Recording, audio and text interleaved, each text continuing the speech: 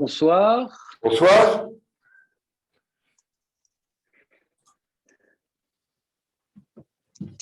Merci de nous rejoindre, Monsieur le Président. C'est un plaisir de vous retrouver avec tous nos amis d'Afrique. Nous sommes nombreux ce soir et ils sont nombreux à nous avoir rejoints de tout le continent. Et je tiens à saluer la présence de mes collègues sénateurs Jacky Dromédy, Ronan Legleu et Damien Régnard qui sont également présents avec nous ce soir pour cette visio avec vous. Tous nos collègues et amis du continent africain, qu'ils soient du Maghreb, de l'Ouest, d'Afrique centrale. C'est un continent qui, évidemment, est cher à votre cœur, je le sais, Monsieur le Président, qui est un continent qui est souvent ballotté, souvent sous le feu de l'actualité, quelquefois pour de bonnes raisons, souvent pour des raisons beaucoup plus préoccupantes, que ce soit politique, sociale, sanitaire, et je sais que vous y êtes très attaché.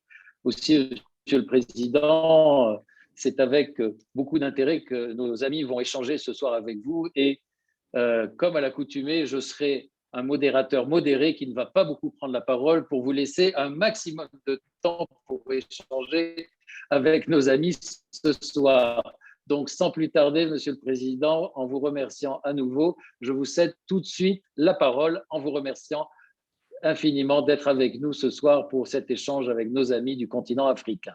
Et voilà, je me tais. Mes chers compatriotes, chers collègues sénateurs, avant toute chose, je voudrais commencer par exprimer notre solidarité, notre attention à nos compatriotes du Tchad qui vivent des moments d'incertitude. Je voulais simplement que vous leur disiez qu'on est vraiment à leur côté dans ce moment difficile. Cher Christophe, vous évoquiez parfois les soubresauts que connaissent particulièrement nos compatriotes présentes, notamment sur ce continent, et je crois que c'est l'occasion qu'on y soit particulièrement attentif. Je voudrais d'abord remercier Christophe Frassat pour cette initiative qui nous permet un dialogue direct, et moi j'en suis heureux, et puis ça va m'amener plus tard à peut-être prendre des engagements pour pas simplement qu'on se voit une fois comme ça, mais peut-être de manière plus régulière pour échanger notamment avec nos collègues qui nous représentent. Après les Amériques et les Caraïbes, après l'Europe, je dialogue donc avec vous qui résidez en Afrique. Nous avons pu déjà aborder de nombreuses questions à l'occasion de nos rencontres avec les Amériques et les Caraïbes et l'Europe sur la situation des Français établis dans ces parties du monde, la fiscalité, l'éducation, le statut, la crise sanitaire. J'ai aussi, à cette occasion, peut-être mieux appréhendé leur vécu et tenté d'apporter des réponses, ou alors j'ai reçu des questions qui vont m'amener à peut-être apporter des réponses ultérieurement. Vous le savez tous, le Sénat assure la représentation des collectivités territoriales de la République. C'est une mission constitutionnelle, mais il s'est donné aussi une autre mission essentielle: organiser la représentation sénatoriale des Français établis hors de France. Ces sénateurs qui sont vos représentants dans cette maison, le Sénat, qui est votre maison. Le rayonnement de la France dans le monde, c'est bien sûr le rang que nous occupons dans le concert des nations, mais c'est aussi vous, les Français établis hors de France, les expats, les porte-paroles de notre culture, de notre art de vivre, de la qualité de nos entreprises, les témoins de notre histoire, celle des Lumières qui nous ont souvent éclairé le monde, mais aussi notre langue. La crise sanitaire que nous avons traversée, que nous continuons à traverser, a bouleversé nos modes de vie, transformé notre rapport au temps, restreint nos libertés, et notamment la liberté de circuler. Je mesure les contraintes qui sont les vôtres durant cette période. Vous n'avez en fait jamais quasi profité de la solidarité nationale, ni les chefs d'entreprise qui pourtant facilitent nos exportations, ni les plus fragiles d'entre vous, alors que le Sénat a voté, grâce au sénateur Le Gleu, un fonds d'urgence pour vous aider. Notre démocratie a également été partiellement confinée pendant cette période. Report du deuxième tour des élections municipales, report des départementales et des régionales, report des élections consulaires, des membres de l'Assemblée des Français de l'étranger et des élections sénatoriales qui viendront à l'automne. Un nouveau report des rendez-vous électoraux ne nous paraissait pas au Sénat acceptable. C'est la position que nous avons défendue, notamment avec les 3 grandes associations d'élus territoriaux. Le 29 et le 30 mai, vous élirez les conseillers des Français de l'étranger, un vote déterminant, important, pour la représentation de nos compatriotes établis hors de France et pour la constitution de l'Assemblée des Français de l'étranger, et bien sûr pour l'élection de vos sénateurs. Et puis les 20 et 27 juin, nous élirons, nous, nos conseillers départementaux et régionaux. Voilà ce qui est pour nous une démocratie vivante. Chers amis, le Sénat a retrouvé ces dernières années son rôle, un rôle fondamental dans le fonctionnement de nos institutions. Au moment de ma réélection en octobre dernier, j'avais intitulé mon projet que je présentais aux sénateurs « Équilibre des territoires, équilibre des pouvoirs, la force de l'engagement du Sénat ». C'est le sens de notre action au quotidien dans chaque territoire de la République, mais aussi pour chaque Française et chaque Français dans le monde. C'est aussi un contre-pouvoir incontestable. C'est aussi la force de la cohésion de la majorité sénatoriale dans sa diversité. Vous nous aviez demandé d'agir pour supprimer un certain nombre de discriminations dont vous estimez, à juste titre, être victime et pour engager un véritable travail de simplification administrative. C'est le sens de la proposition de loi globale sur les Français de l'étranger qui a été portée par le président du groupe Les Républicains du Sénat, Bruno Retailleau. Vous nous le demandiez, le Sénat l'a débattu, le Sénat l'a voté. Je voudrais rappeler l'économie de ce texte parce que nos collègues ici présents y ont joué un rôle important. Ce texte sécurise le régime électoral et les conditions d'exercice des mandats de conseillers des Français de l'étranger et des membres de l'Assemblée des Français de l'étranger. Deuxième point, il permet l'utilisation de la visioconférence, pas comme nous le faisons, mais pour les actes authentiques. Troisième proposition, une nouvelle catégorie de bourse pour la scolarisation des élèves, notamment en situation de handicap. Enfin, sur le plan fiscal, le texte revient sur la réforme de 2019, une disposition préjudiciable qui concerne l'impôt sur le revenu des non-résidents et qui a conduit à des augmentations d'impôts qui ont été jusqu'à 400%. Toujours, ce texte propose l'exonération de CSG et de CRDS pour les Français établis hors de l'Union européenne. Ce sont les revenus du patrimoine et les produits de placement perçus en France. À l'Assemblée nationale, jusqu'à aujourd'hui, la majorité présidentielle n'a pas voté ce texte. Et il a fallu 2 ans de bataille constante du Sénat pour que le gouvernement revienne sur cette réforme fiscale stupide de 2019.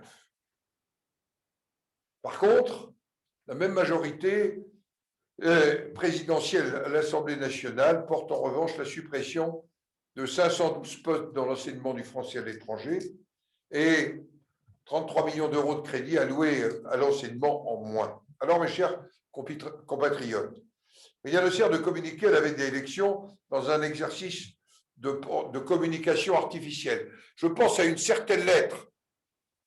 Ce que vous demandez, c'est qu'on vous écoute, c'est qu'on agisse. C'est ce que font vos sénateurs dans notre Assemblée.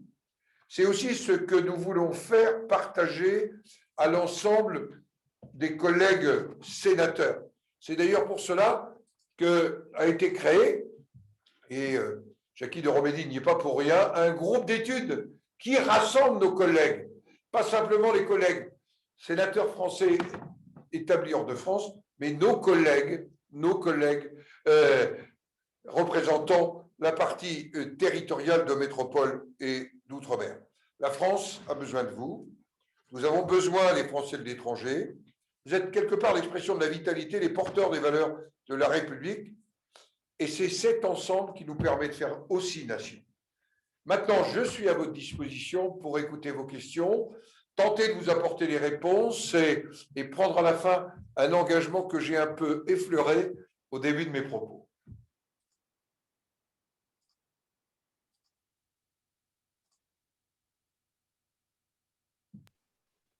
Merci, Monsieur le Président. Merci pour ces propos introductifs qui vont sans doute appeler de nombreuses questions. Et sans tarder, je passe la parole à Régine Prato, qui est, elle, en Égypte.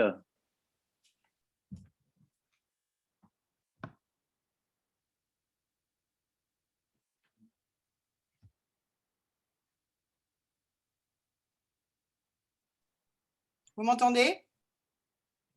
Oui. Bonsoir, Monsieur le Président. Bonsoir. Moi, je suis très… D'ailleurs, j'ai le cœur qui palpite. Hein.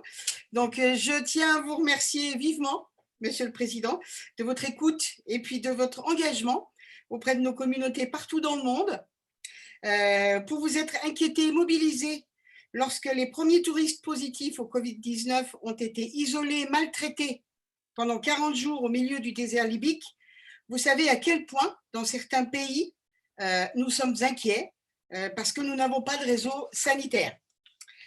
En ces temps de pandémie, les Français de l'étranger et plus spécialement ceux résidant hors Europe sont particulièrement inquiets et en attente de solutions. Jean-Baptiste Lemoyne a dit le 19 mars dernier, je cite, « Les négociations diplomatiques avancent pour permettre à la France d'acheminer les doses vaccinales sûres dans des pays dans lesquels elles ne seraient pas disponibles. » À ce jour, on n'a encore rien vu. Et après maintes relances au cabinet de Jean-Baptiste Lemoyne, moi, on m'a donné un monsieur qui s'appelle Jean-François Courant pour m'aider à trouver des solutions. Mais j'en entends plus parler. Nous n'avons aucune nouvelle et nous sommes interrogés quotidiennement par nos communautés, à savoir, y aura-t-il un vaccin homologué à notre disposition très bientôt? Si nous sommes vaccinés avec Sinopharm, parce qu'en Égypte, c'est essentiellement le Sinopharm et maintenant beaucoup l'AstraZeneca, que plus personne ne veut en Europe, donc seront-ils acceptés sur le passeport vaccinal? L'Europe a douté de l'AstraZeneca et même si elle doute encore un peu ou un peu moins aujourd'hui, nous retrouvons ce vaccin en masse chez nous, en Afrique. Serait-il reconnu également sur le passeport vaccinal européen? Comment savoir quels sont les pays concernés par l'annonce de Jean-Baptiste Lemoyne? Le rapport auprès des postes diplomatiques a été orchestré par la DFAE, qui ne veut pas communiquer à ce sujet. D'autre part, nous avons eu des offres de vaccins homologués par diverses personnes et la dernière en date, c'est une scientifique docteur en chimie moléculaire du CEA, actuellement à l'hôpital Georges Pompidou, en charge d'une plateforme de détection et de vaccination Covid. Elle est franco-égyptienne et se propose de transporter les doses de vaccins dont nous pourrions avoir besoin. En effet, surtout pour des gens qui ont des comorbidités importantes, diabète ou asthme, on aurait besoin de ces doses le plus rapidement possible. À nous de les payer avec son billet d'avion au Bercy, c'est sûr. En dernier recours, pour nos compatriotes qui ne peuvent pas rentrer, ne pourrions-nous pas nous rapprocher de ces options sérieuses pour retrouver un peu de sérénité face à une crise qui va durer chez nous, en tout cas en Afrique? Voilà, Monsieur le Président, merci beaucoup. Merci Régine. Je passe maintenant la parole à Christian Barros du Congo.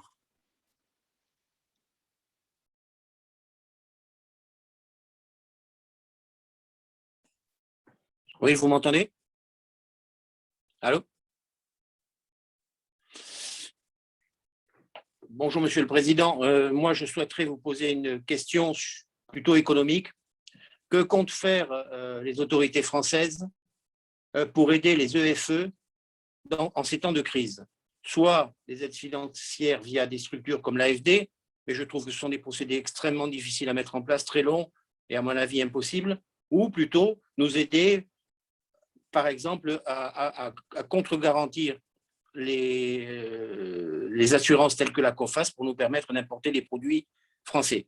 Parce qu'actuellement, il faut savoir que la COFAS ne garantit rien, et donc nous sommes obligés de payer les exportateurs français, on est obligé de les payer cash, ce qui, vous le conviendrez, est extrêmement difficile pour nous. Voilà, très rapidement, ce sujet économique qui préoccupe toutes les EFE de l'Afrique. Merci Christian. EFE pour les non-initiés, les entreprises françaises à l'étranger.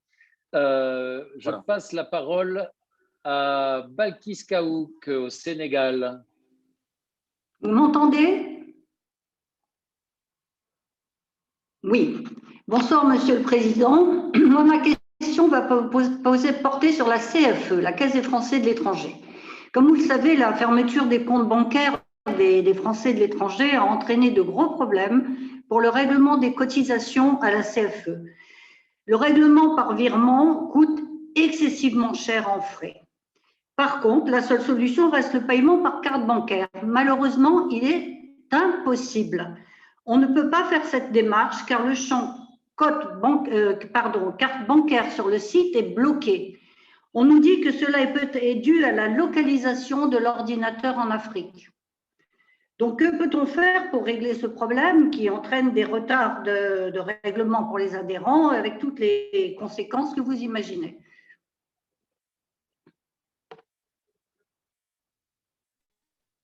Merci Balkis. Je passe maintenant la parole à Michel Darwish qui est au Mali. Bonsoir Monsieur le Président, bonsoir à tous. Moi, j'ai deux petites questions. Comme ma collègue Balkis, j'ai beaucoup de compatriotes qui se plaignent que leurs comptes ont été fermés et pour nous, c'est un gros problème. Comment payer notre sécurité sociale? Comment venir en vacances en France et faire nos dépenses? Parce qu'on vient une fois par an et on dépense beaucoup quand on rentre chez nous. Voilà, ça c'est la première question. Seconde question très importante, Monsieur le Président. Nous sommes au Mali. Comme ma collègue Martine Voron au Burkina, nous avons de gros problèmes avec la guerre. Nos forces sont là. Barkhane est là. Barkhane fait un travail extraordinaire. Mais nos amis tchadiens nous ont quittés il y a quelques jours. Que va-t-il se passer? Est-ce que Barkhane va prendre tout sur elle? Est-ce que Barkhane va se retirer? C'est la question qu'on me pose depuis quelques jours. Je ne sais pas quoi répondre. Je dis normalement, on est là pour rester, mais on ne va pas rester indéfiniment. Que va-t-il se passer, Monsieur le Président du Sénat? Je pense que vous avez peut-être des petits secrets à nous donner entre nous. Je vous remercie. Merci Michel. Et je passe la parole maintenant à Martine Voron, ça tombe bien, qui est au Burkina Faso. Bonjour Monsieur le Président. Merci de bien vouloir nous accorder un peu de temps précieux. Au préalable, avant de vous poser mes questions, je voudrais saluer la mémoire et le courage des deux ressortissants espagnols, du ressortissant irlandais et d'un agent burkinabé assassiné hier soir ou ce matin dans la région de Pama au Burkina Faso par un groupe islamiste. Le Burkina est une fois de plus touché et je peux rebondir également sur la question que posait Michel Darwish. On craint beaucoup avec le départ du bataillon tchadien qui était sur la zone des trois frontières une dégradation de la situation sécuritaire. Voilà. Ma question va porter sur les établissements français. En Afrique de l'Ouest, dans les pays sahéliens touchés par le terrorisme, les établissements français gérés par l'AEFE rencontrent de plus en plus de difficultés pour recruter des enseignants titulaires dits résidents. Ce manque d'attractivité est bien souvent lié à la situation sécuritaire et aussi à la situation sanitaire actuelle, mais également à un montant de l'ISVL, indemnité sur la vie locale, faible ou pas assez revalorisée. Si ces Si ces établissements veulent rester attractifs, c'est bien souvent à l'APE, qui gère les lycées, de proposer un package qui impacte par conséquent son budget et les frais de scolarité. Par conséquent, des postes d'enseignants restent non pourvus, ce qui conduit des établissements à recruter localement. Et l'on peut craindre une baisse de la qualité de l'enseignement à la française. Serait-il possible de convenir avec l'AEFE de maintenir à leur poste ces professeurs titulaires au-delà des 6 années maximum de leur contrat, s'ils le souhaitent bien entendu, dans ces pays dits sensibles? Merci beaucoup. Merci Martine. Monsieur le Président, si vous êtes d'accord, je vous propose de céder la parole pour répondre à ces 5 questions. Je vous cède donc la parole. Je voudrais d'abord saluer amicalement Régine Prato. J'avais eu l'occasion d'apprécier son engagement lors de mon déplacement officiel en Égypte.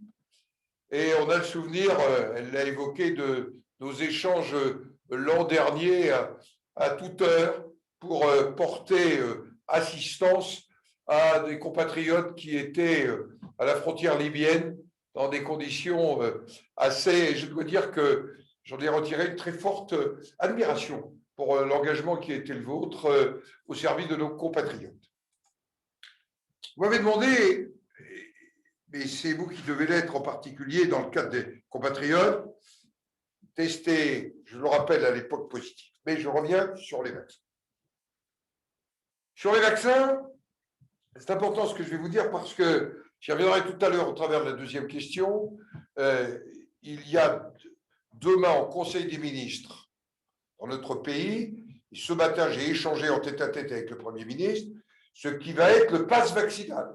Et vous voyez que pour venir sur le territoire métropolitain ou ultramarin, il y aura un certain nombre de conditions à remplir, mais j'y reviendrai tout à l'heure.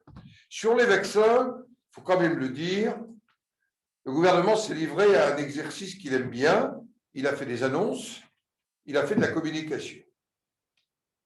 Plus d'un mois après les annonces du secrétaire d'État sur l'acheminement de doses de vaccins, vous me dites que vous n'avez toujours rien. L'administration ne vous répond pas, mais je vais vous dire pourquoi. C'est parce que les décisions n'ont pas été préparées en amont sur ce sujet et sur ce dossier. En fait, il n'y a pas eu de réelle anticipation sur ce dossier vaccin pour les Français établis hors de France. Il a pris conscience du problème, je le crois maintenant, une fois que celui-ci s'est posé. Donc, il est traité au cas par cas, sans cohérence ni logique. Si vous voulez disposer dans bien des cas d'un approvisionnement certain en vaccins, je parle de vaccins homologués par l'Agence européenne du médicament, vous êtes obligé soit d'aller en France, soit de recourir au système que vous avez évoqué, chère Régine Prato, on pourrait appeler le système D, payer, comme vous l'évoquez, le billet d'avion d'un médecin pour qu'il emporte des doses de vaccins depuis Paris. Ce n'est pas sérieux. Je rappelle quand même qu'en 2009, lors de la pandémie de grippe A, H1N1, le gouvernement avait organisé une campagne de vaccination à destination des Français établis hors de France. Alors, vous posez une question de fond. Les vaccins non homologués par l'Union européenne, vous avez cité Sinopharm, qui sont parfois les seuls à votre disposition, seront-ils pris en compte dans le futur passeport vert de l'Union européenne? Je vais vous livrer ma conviction. Soit le gouvernement est en mesure de vous fournir un vaccin homologué au sein de l'Union européenne, soit le vaccin reçu doit être inclus dans le certificat sanitaire mis en place par l'Union européenne. Sinon, il y aurait une inégalité manifeste. Je me propose, et je tiendrai au courant mes collègues, d'écrire cette semaine au commissaire européen Thierry Breton sur ce sujet qui vous préoccupe. Et je vais en même temps rappeler au secrétaire d'État qu'il va falloir vous apporter une réponse. Je vais vous dire pourquoi. Il reste peu de temps avant la mise en place du certificat sanitaire qui aura lieu en juin. Donc, on a peu de temps. Et c'est un sujet, vous allez le voir, mes chers collègues, je vous lirai tout à l'heure en anticipation, et vous ne le répéterez pas, le texte avant qu'il soit présenté au Conseil des ministres. Donc, sous réserve de modification, et vous verrez que l'idée du pass sanitaire, ce n'est pas une idée, elle va avoir une traduction concrète, cette idée, dans le texte sur l'état d'urgence sanitaire qui sera présenté au Sénat au mois de mai. Donc voilà pour répondre à Régine Prato avec un engagement vis-à-vis du commissaire européen et puis une injection de rappel pardonnée aux vétérinaires de rappeler que les vaccins, ça nécessite parfois une injection de rappel au secrétaire d'État par rapport à l'engagement qu'il avait pris avec vous le mois dernier. Christian Barros, qui, je crois, nous parlait du Congo de Pointe-Noire sur les aides aux entreprises françaises à l'étranger, notamment à celles qui connaissent des difficultés. Sur les aides aux entreprises en difficulté dans le cadre de la crise du Covid, c'est le vide. Et pourtant, nombre des entreprises que vous avez montées de toutes pièces à l'étranger sont des relais à l'exportation de produits français ou achètent des produits français. Certaines créent de l'emploi et de l'activité en France. La vérité, malgré les demandes insistantes de vos sénateurs, qui, dès le premier confinement, ont interrogé le gouvernement sur les mécanismes d'aide prévus pour les entreprises créées par les Français à l'étranger hors Union européenne, il n'y a toujours rien. La délégation aux entreprises du Sénat a adopté en décembre dernier le rapport préparé par notre collègue Jacky de Romédy, qui a tiré la sonnette d'alarme, car les faillites se multiplient. Il y a donc urgence. Il serait logique que soient étendues à ces entreprises les aides accordées aux entreprises exportatrices et qu'elles ne bénéficient pas simplement de micro-aides décernées à titre individuel au titre de secours d'urgence et non du fait des activités de nos chefs d'entreprise. Aucun des mécanismes n'a fait l'objet d'une expertise sérieuse, notamment des aides financières via l'AFD ou des garanties de type COFAS. Ce sont des pistes à explorer. À nouveau, seul le Sénat et nos familles politiques majoritaires dans cette Assemblée ont agi. Jusque-là, il y a un côté un peu imperméable à ces idées-là. Je voudrais simplement vous dire que nous allons travailler, et je vais saisir le rapporteur général en lien avec nos collègues sénateurs, pour la loi de finances rectificative, pour que nous puissions débloquer ces aides pour les entreprises françaises à l'étranger hors Union européenne. Je vous donne une date. Nous allons avoir des décrets d'avance, mes chers collègues sénateurs, je vous les annonce, dont débattront les commissions des finances de l'Assemblée nationale et du Sénat, parce que nous allons manquer sur les lignes de crédit d'un certain nombre de milliards d'euros. Et nous aurions, fin juin, début juillet, une loi de finances rectificative. Je crois, je me tourne vers mes collègues sénateurs, que c'est le moment que nous préparions ensemble avec la commission des finances, je vois la tête de Ronan par exemple, ou de Damien, il va falloir que nous préparions ensemble ces éléments et je vous prends un engagement, c'est que je vous aiderai dans cette démarche. Loi de finances rectificative, donc vous la notez, fin juin, début juillet au Sénat. Alors, je crois que c'est Balkis Kaouk de Dakar, c'est bien ça, qui nous a posé une question et peut-être que je ferai le lien avec une question de Michel Darroche, mais on y reviendra tout à l'heure, pour faire un point sur la Caisse des Français de l'étranger. Ça m'a permis de me replonger, pour tout vous dire, chère madame, un peu sur cette Caisse des Français de l'étranger. Je la connaissais un tout petit peu parce que ma fille a adhéré un petit moment à la Caisse des Français de l'étranger, au moment où elle était au Venezuela. une terre de sérénité, comme vous le savez bien. La CFE, et je crois que c'est une bonne chose, a modernisé et diversifié ses formules de paiement. Elle propose, via un prestataire bancaire, différents modes de paiement, le prélèvement automatique, le virement, la carte bancaire, voire le chèque. Selon les pays, la solution adaptée à chacun et à chacune peut être tenue. Il est toujours possible de modifier son mode de règlement. J'ai fait vérifier parce que je voulais un petit peu m'actualiser. La CFE a lancé un marché pour ses services bancaires. Dans ce cadre, elle compte développer de nouveaux moyens de paiement en ligne, qu'on va appeler PayPal. C'est en effet en poursuivant la diversification des modes de paiement que votre caisse pourra répondre au mieux à la situation de chacune et de chacun. La solution la plus simple est évidemment de disposer d'un compte bancaire en France. Mais là, il y a un problème. Il y a un problème, c'est qu'il n'y a pas de droit au compte bancaire pour les Français établis hors de France, systématique, comme pour nos compatriotes. Et là, je me tourne vers mes collègues, on a un vrai sujet pour m'être occupé de ce dossier dans une vie antérieure. Je crois que c'est le moment que nous le remettions sur la table. Je le pose comme, non pas une réponse aujourd'hui, mais comme quelque part un engagement que nous devons prendre. Alors, Michel Darwish a posé aussi le problème de la débancarisation. Je viens de l'évoquer. Je voulais lui dire aussi que disposer d'un compte bancaire en France, je viens de l'évoquer. Le président de la République avait pourtant engagé, je prends son discours en Côte d'Ivoire, puisque sur ce sujet, c'était en 2019, c'était il y a 1 an et demi, et la crise du Covid n'excuse pas tout. Le président, j'ai repris sa citation en regardant le dossier, j'ai demandé au ministre Bruno Le Maire non seulement de trouver une solution, mais de convoquer à cette fin les banques françaises. Il était normal que les Françaises et les Français ici soient amenés à aller vers des banques étrangères parce qu'ils sont abandonnés par les banques françaises. Fin de citation.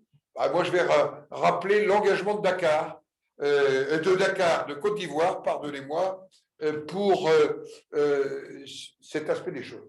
Alors, vous avez posé une question, cher Michel Darwish, et qui est Barkhane. Et vous le savez, le Sénat suit avec une attention particulière l'engagement de Barkhane, le dossier du G5 Sahel. Nous avons même eu un débat, le seul débat qui existait a été organisé à l'initiative de notre commission des affaires étrangères et de la défense. C'est un débat que j'ai présidé, un débat important. Aujourd'hui, je peux dire, parce que sur ces sujets-là, le président du Sénat est j'allais dire coordonné, le désengagement n'est pas d'actualité. Quand je vous dis ça, c'est quelque part aussi un engagement de ma part à veiller qu'un jour vous ne découvriez pas en quelque sorte que quelque part nous procédons. Il y a des évolutions qui ont été faites, et je pense au sommet de Pau, puis au sommet récent de N'Djamena. J'ai moi-même reçu un certain nombre de chefs d'État ou de ministres des gouvernements du G5. Je peux vous dire qu'aujourd'hui, ça n'est pas d'actualité. Alors, je pense, moi, personnellement, et je voudrais revenir sur cet aspect qu'on évoquait tout à l'heure, qui est l'affaire notamment du compte bancaire, parce que vos sénateurs, et notamment Christophe Frassa, ont saisi le gouverneur de la Banque de France. Il y a une réponse, une procédure en ligne a été mise en place pour faciliter l'exercice du droit au compte, et donc la création d'un compte, auprès le plus souvent d'une banque en ligne, le gouverneur finissant par reconnaître que les personnes physiques souhaitant ouvrir un compte à titre privé ne présentaient pas, et je cite, un risque élevé en matière de blanchiment d'argent. Vous êtes tranquille, des citoyens honnêtes. Bon, moi, ça ne me satisfait pas, et je vous le dis tout de suite, je vais aussi saisir dans les prochains jours le président de la Fédération bancaire.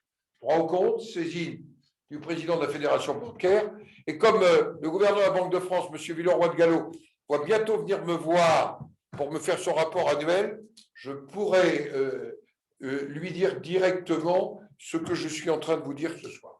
Voilà pour répondre à ces questions et à ces deux questions qui se recoupaient. Enfin, Martine Voron, et je m'associe aux pensées qu'elle a eues, j'évoquais nos compatriotes du Tchad, elle évoquait des choses encore plus douloureuses pour des compatriotes notamment de différents pays d'Europe et qu'elle a évoquées. Sur les difficultés de recrutement par les établissements d'enseignement gérés par l'AEFE, d'enseignement titulaire, notamment liés à la question sécuritaire ou à la question sanitaire, et à l'insuffisante revalorisation de l'indemnité spécifique liée aux conditions de vie locales. C'était bien ça votre question. C'est un sujet essentiel et peut-être plus particulièrement sensible dans la zone géographique avec laquelle je dialogue ce soir. Il a trait à la qualité de notre réseau d'enseignement à l'étranger, d'autant que les professeurs recrutés localement ne bénéficient souvent pas d'un effort complémentaire de formation. Donc, on est sur des sujets de qualité aussi d'enseignement.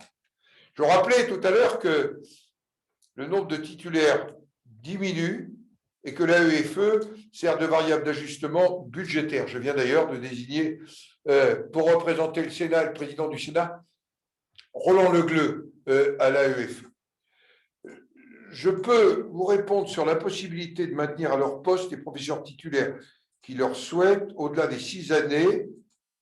Là, je ne suis pas capable de vous répondre ce soir. Je vais regarder ce sujet, je ne le connais pas suffisamment. Mais je voudrais revenir sur la question du devenir du réseau d'enseignement français à l'étranger. Sujet majeur. Le temps où la gratuité devait être étendue aux Français scolarisés dans les établissements d'enseignement français à l'étranger paraît bien lointain.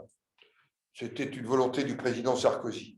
Aujourd'hui, la situation, le président de la République a promis de doubler les effectifs d'ici 2030 du nombre d'élèves scolarisés dans le réseau d'enseignement français à l'étranger.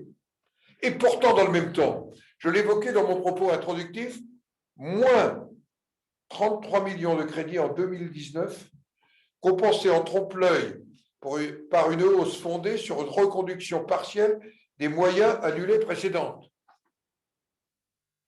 Et enfin, la baisse des crédits, les parents d'élèves paient plus cher pour un service d'éducation dont la qualité est moins garantie qu'auparavant. D'ailleurs, je suis un peu inquiet de voir que 10 à 20% des parents auraient, d'après les statistiques qui m'ont été présentées, choisi d'autres réseaux d'enseignement, notamment anglophones.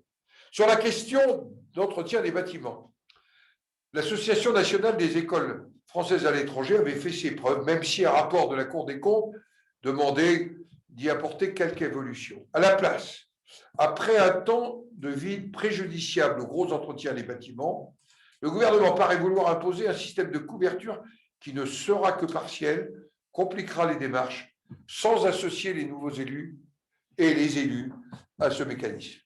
Dans l'état où sont nos finances publiques, je vous le dis franchement, je ne pense pas qu'on puisse revenir à la gratuité, mais il m'apparaît indispensable d'accroître l'enveloppe des bourses, et pas seulement le nombre de ses bénéficiaires, et de remettre à plat certains critères d'attribution des bourses. Il n'est pas cohérent de considérer comme un élément de patrimoine certaines dépenses pour l'acquisition d'une résidence en France. Je voulais vous le dire très clairement et vous le porter ce soir. Cher Christophe, je vous redonne la parole. J'ai été trop long. Hein. Vous n'êtes jamais long, Monsieur le Président, puisque vous êtes précis. Je m'efforcerai d'être court pour qu'on puisse prendre encore des questions. Bien, merci infiniment, Monsieur le Président, pour toutes ces réponses aux questions de nos amis. Et sans tarder, je passe la parole à Abraham Benaïm.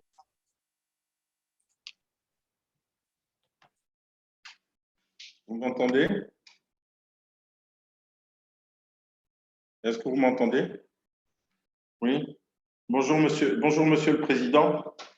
Je tenais, dans un premier temps, à adresser mes condoléances et notre solidarité avec la ville de Rambouillet. Je sais que vous avez été particulièrement touché par ce drame. Et je crois que, comme autant vous êtes associé par solidarité avec nos communautés en Afrique, nous restons Français de l'étranger attachés à la solidarité avec la communauté nationale. Et nous partageons la tristesse que le pays est en train de traverser par ce drame affreux. Voilà, ça c'est en préambule. Ma question, elle posait effectivement sur les vaccins. Vous avez en partie répondu concernant le problème. Effectivement, en Angola, nous avons l'AstraZeneca indien. Le problème, c'est que nous, Français de l'étranger, on n'est pas forcément éligibles à la vaccination locale parce que c'est réservé en priorité aux Angolais et non pas aux étrangers. Donc, nous avons identifié 640 Français éligibles à la vaccination, mais on nous parle de Doscovax, on nous parle de certaines choses, et le dernier discours de notre ambassadeur est de dire il y aura le Johnson & Johnson au mois de mai, vous pourrez tous retourner en France, vous faire piquer pour une seule dose. Et donc, nous, on vit dans l'angoisse, en fait, parce que nous, on vit en Afrique, on n'a pas une idée d'aller en France, on ne va pas rester dans un hôtel confiné pendant une semaine. Nous avons un PCR à la sortie, nous avons un PCR à l'entrée, nous avons un autre contrôle du Covid à l'entrée en Angola où on prend le risque de partir en quarantaine institutionnelle dans des conditions déplorables. Donc voilà, et c'est cela. Donc certains de nos compatriotes ont décidé de se faire vacciner à l'AstraZeneca indien. Ils ont commencé, on est tous, moi-même je suis éligible, donc j'ai demandé. Mais on reste, on a très peur en fait, parce que ce qu'on nous dit en France sur l'AstraZeneca indien nous dit que si nous tombions malades en Angola avec ce médicament, je ne sais pas si nous pourrions nous en sortir parce que les conditions ne sont pas remplies. Ça, c'est le premier point. Donc, effectivement, le vaccin reste un vrai sujet nous concernant. Et sincèrement, les postes ne sont pas en mesure de nous donner une vraie réponse. En fait, on nous dit, oui, vous avez qu'à aller en France, c'est comme ça. Enfin, bon, bref. Et donc, sur le passeport vert, c'est la même question. Si on était piqué à l'AstraZeneca indien, est-ce qu'on serait éligible au passeport vert? Et le dernier point, pour pas revenir sur le sujet, vous l'avez déjà bien exprimé, c'est que l'Allemagne applique une autre législation à l'entrée sur son territoire pour les Français venant de l'Angola. En fait, les vols font escale à Francfort. Donc, l'Angola nous demande avant de partir de faire un test PCR de moins de 72 heures. Et quand on arrive sur le sol allemand, uniquement en transit, ils ne tiennent pas compte de la destination finale et nous demandent un test PCR de moins de 48 heures. Et bon nombre de nos compatriotes se voient refuser l'embarquement. Alors, il serait bien que, normalement, si on est en transit, c'est la destination finale, c'est la législation de la destination finale et non celle du pays de transit qui s'applique.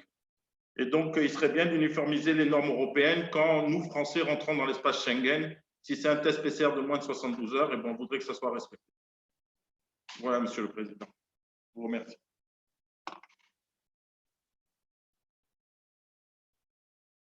Merci, Abraham.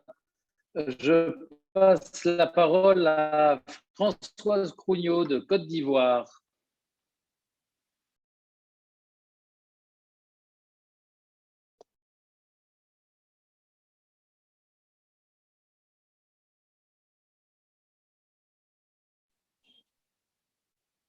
Il faut allumer votre caméra et votre micro, Françoise.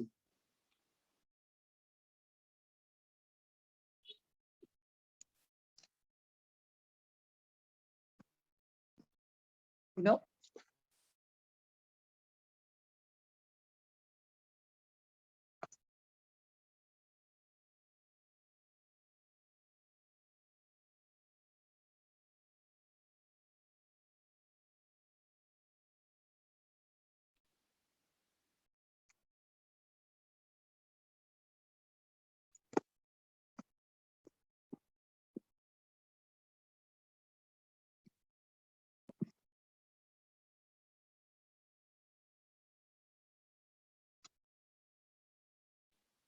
C'est à vous, Françoise.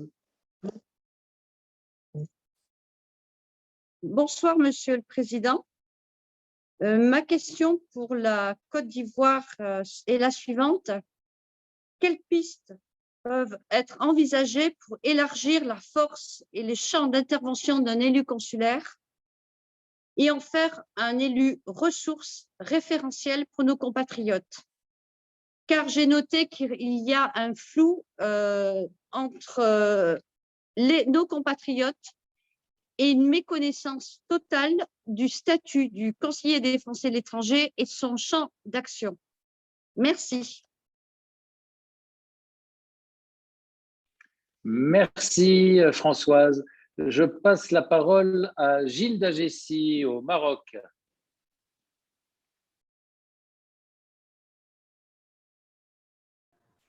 Vous m'entendez?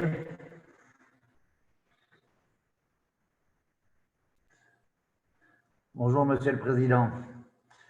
J'avais posé une question, mais je ne vais pas revenir dessus, on a dû vous la poser, concernant les anciens combattants. Je pense que la question a été remise au Président. Donc, je vois qu'on a débordé un petit peu. J'ai 2 points à soulever. Un, le problème que nous avons aujourd'hui avec l'administration et le travail qui est fait en distanciel. On n'a plus personne au téléphone. De gros problèmes dans les retraites, la Caisse des Français de l'étranger et des personnes qui n'ont pas encaissé leur retraite depuis le mois d'août, malgré tous les documents envoyés. Deuxièmement, la scolarité. On est en train de dire qu'on va scolariser de nombreux enfants, c'est vrai. On est en train de d'ouvrir énormément d'écoles privées avec des professeurs plus ou moins certifiés, et c'est surtout une affaire financière qu'une affaire de francophonie. Alors, il y a un gros problème qui s'oppose là également pour l'éducation et le français au niveau du Maroc. Par contre, pour le reste, je ne dis rien. Mes collègues ont dit l'essentiel, donc je ne vais pas m'attarder plus longtemps. Merci, Monsieur le Président. Merci Gilles, et je passe la parole à Madeleine Katende qui est en République démocratique du Congo.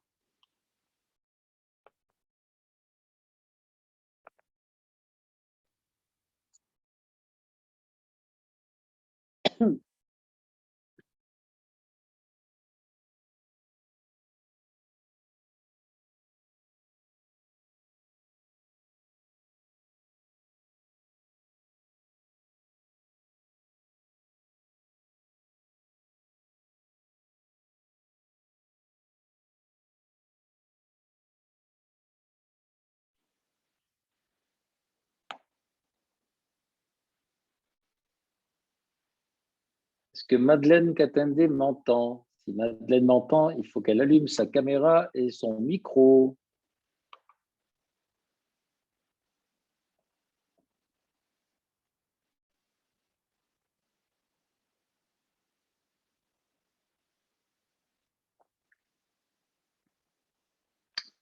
Madeleine, on a un problème.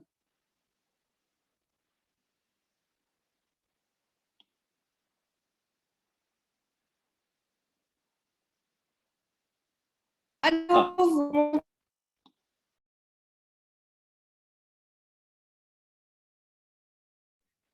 m'entendez? Il y a sur Kinshasa.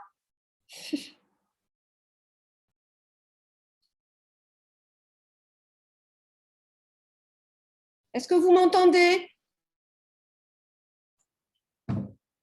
Non? Oui, Madeleine, vas-y.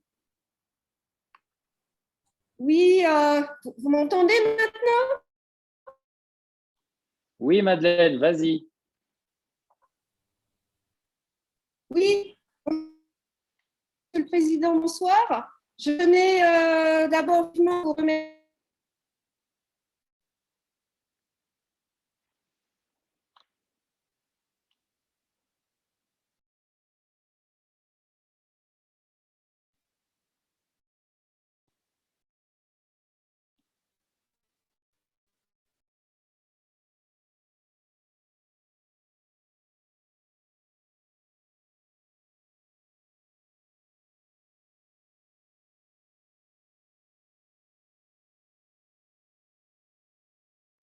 Bon, si Madeleine ne m'entend pas, je vais peut-être m'y coller moi pour sa question, Monsieur le Président. Madeleine souhaitait évoquer avec vous, à moins qu'elle arrive à reprendre l'antenne, c'est les joies du direct, évoquer les questions la problématique des déplacements et les attestations à remplir pour les retours des Français sur le territoire national. Le Conseil d'État a autorisé les Français de l'étranger à rentrer chez eux. Cependant, dit-elle, je me permets de citer le cas d'un Français rencontré ce matin, l'informant de toutes les attestations à remplir et par personne ainsi que par un enfant. Une attestation d'engagement sur l'honneur à respecter la quarantaine pour enfants de plus de 11 ans et pour enfants de moins de 11 ans avec signature obligatoire de l'enfant. Concernant l'attestation de déplacement hors couvre-feu, il n'y a pas de case correspondante aux Français de l'étranger qui arrivent en France pour des vacances. Nos compatriotes vont rencontrer de sérieux problèmes en arrivant en France. Cette situation est surréaliste.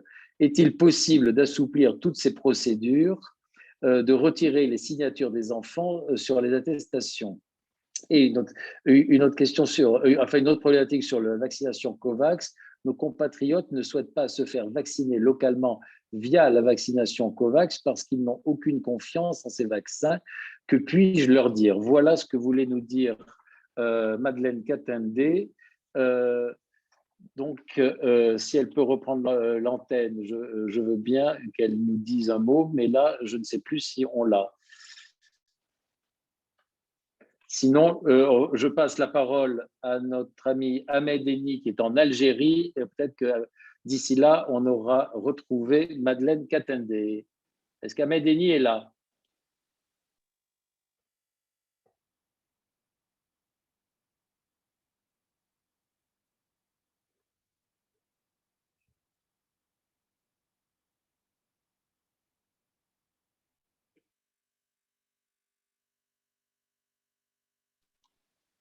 Ah, oui.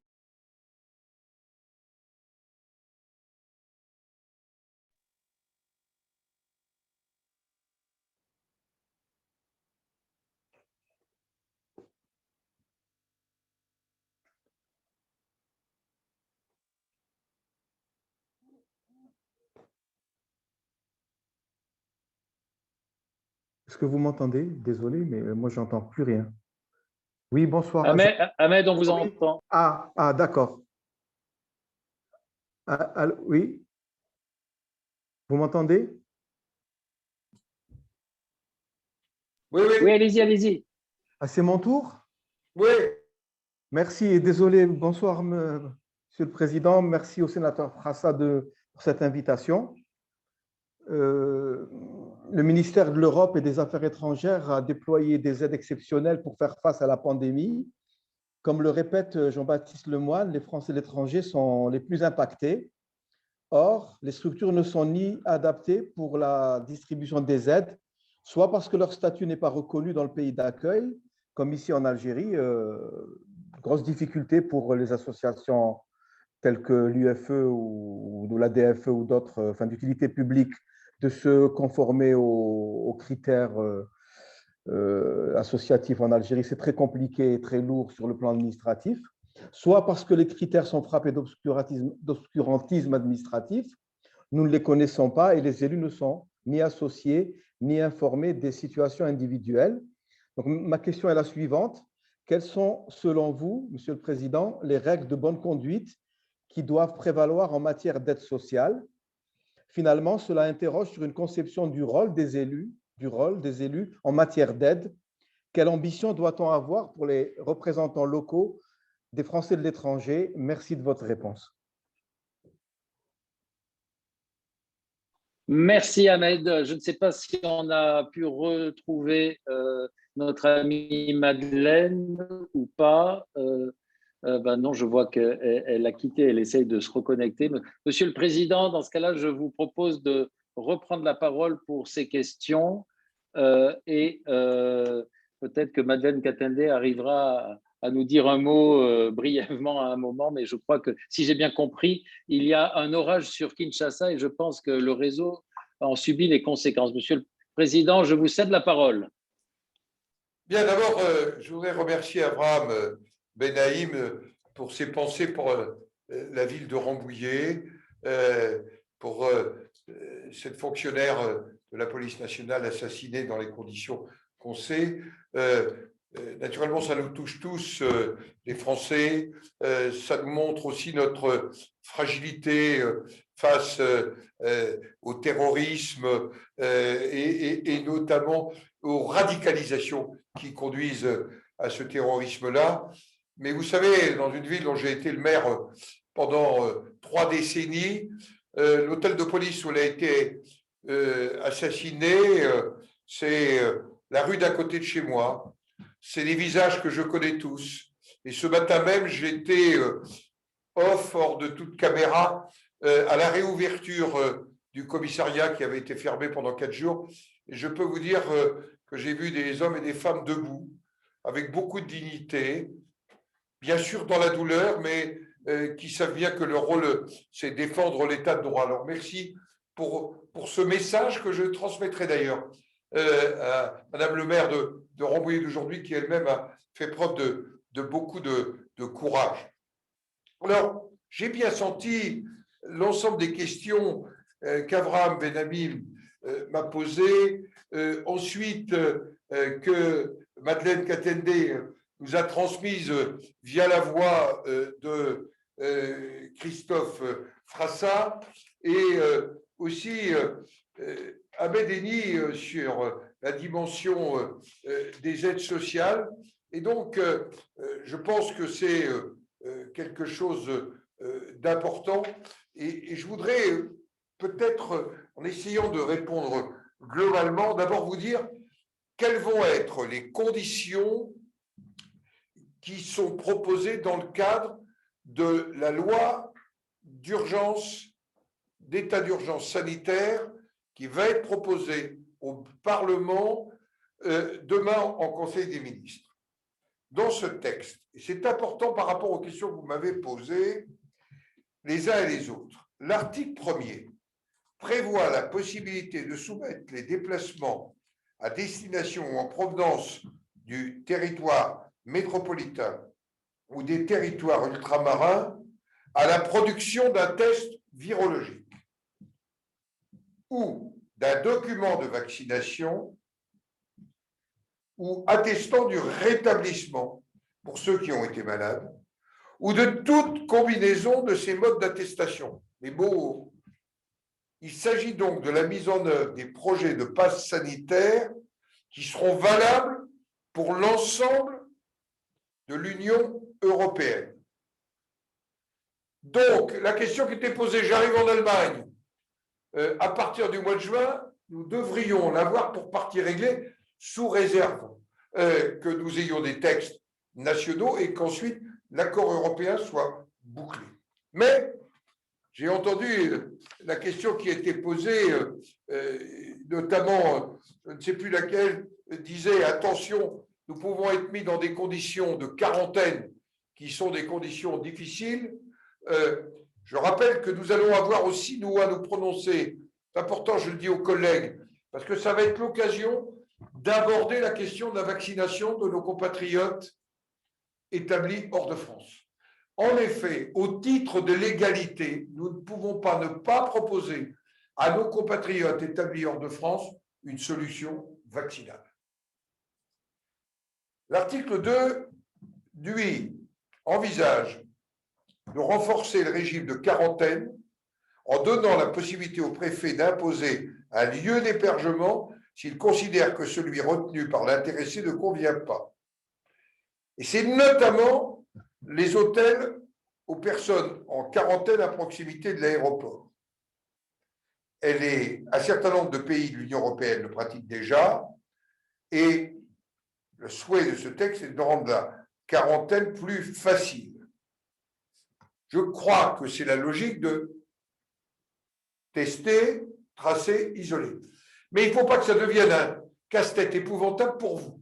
Il faut donc que nous portions, mes chers collègues, le cas de nos compatriotes établis hors de France à l'occasion de ce débat qui va être d'actualité extrêmement rapidement, puisque le texte sera déposé, je pense, sur le bureau de l'Assemblée nationale dès demain. Donc, quand je pense qu'il faut revenir aux lignes définies en 2009. La vaccination ne fait pas disparaître, en revanche, l'exigence d'un test PCR négatif ou de quarantaine, car si le vaccin vous protège, il ne protège pas automatiquement les autres. Vous voyez les problèmes tels qu'ils sont posés. Or, je pense personnellement qu'il faut que on n'ait pas un mélange des genres, il faut que nous demandions au ministre de l'Europe et des Affaires étrangères la mise en place d'une campagne vaccinale. Moi, je vous propose d'appuyer cette démarche, parce que je vois que, vu de nos compatriotes d'Afrique, c'est un véritable sujet.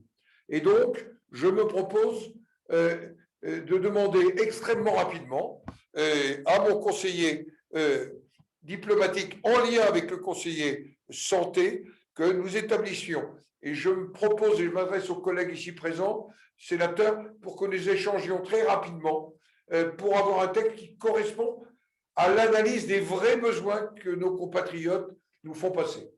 Voilà, je voulais vous dire cette chose extrêmement concrètement, parce qu'il faut maintenant qu'on trouve des solutions. Moi, j'ai été frappé que quand on dit, parce que si les vaccins estampillés COVAX commençaient à livrer dans vos pays, j'ai entendu les parlementaires de la majorité dire que ce serait une campagne de vaccination portée par la France. Non, c'est une campagne de vaccination portée au titre de la solidarité avec les pays les plus pauvres. Nos compatriotes nécessitent, et j'allais dire, nous avons le devoir de leur apporter des réponses de la même qualité. Donc ça, je m'engage à le porter avec nos collègues extrêmement rapidement. Je vois mon conseiller diplomatique qui est en train de noter, donc ça veut dire qu'il a reçu l'instruction, je vous dis ça en blaguant, qui me permet de saluer le travail d'Hubert de Canson, je le dis, mon conseiller diplomatique. Alors, mes chers collègues, vous m'avez posé un certain nombre d'autres questions. D'abord, Françoise Crougnot, depuis Abidjan, sur le statut des élus et Français de l'étranger. Là, il s'agit aussi d'affronter la force d'inertie de l'exécutif. Ce statut est d'autant plus important dans un mouvement de contraction du réseau consulaire et du nombre de ses agents. On a eu 331 emplois de moins ces dernières années. Aujourd'hui, le réseau consulaire ne peut plus apporter l'assistance ou l'accompagnement nécessaire à nos compatriotes dans un certain nombre d'endroits, et c'est vous, les élus, qui suppléez les carences d'un réseau consulaire amoindri. Votre légitimité et votre action vont au-delà de ce soutien, vous êtes des élus. Or, votre statut n'est pas en adéquation avec votre rôle. Certes, la présidence des conseils consulaires sera désormais assurée par vous. Il a fallu, d'ailleurs, à nos familles politiques, batailler pour obtenir ce résultat. La majorité du Sénat avait voté dès janvier 2019 une mesure que l'Assemblée nationale a mis 12 mois à adopter sur cette présidence des conseils consulaires.